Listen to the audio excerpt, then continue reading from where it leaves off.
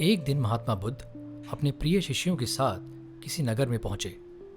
लोग उनका सम्मान करते, उन्हें कितनी ही वस्तुएं देते। कुछ दिन पश्चात बुद्ध ने अपने शिष्यों से कहा, चलो किसी दूसरे नगर में चलें।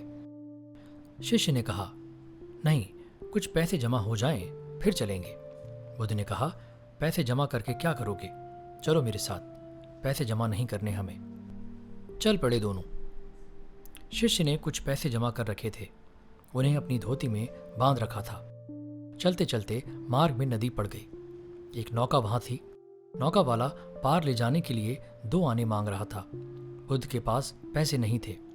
शिष्य देना नहीं चाहता था। दोनों बैठ गए। दोपहर हो गई, संध्या हो गई, रात हो गई। नाविक अपने घर को जाने लगा तो बोला, बाबा, तुम यहाँ कब तक बैठे रहोगे? यह जंगल है, यहाँ रात को शेर पानी पीने आते हैं, अन्य पशु भी आते हैं, वे तुम्हें मार डालेंगे। शिष्य ने कहा, तुम हमें पार ले चलो। नाविक ने कहा, मैं तो 2-2 आने लिए बिना नहीं ले जा सकता। शिष्य को शेर के विचार से डर लगने लगा। धोती से 4 आने निकाल कर बोला, अच्छा, नहीं मानते तो ये लो। नाविक ने 4 आने लिए, उन्हें पार ले गया।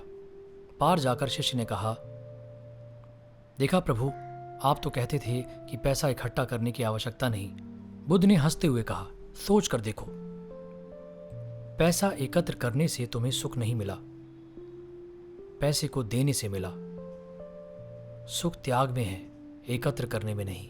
कितनी बार ही ऐसा होता है कि हम पैसे को जमा करते रहते हैं और बढ़ाते रहते हैं, और ये लालच बढ़ता ही जाता है। लेकिन क्या कभी आपने गौर किया है कि इन्हीं पैसों से जब आप किसी ज़रूरतमंद की मदद करते हैं या किसी गरीब को खाना खिलाते हैं तो आपको एक अलग तरह की प्रसन्नता मिलती है।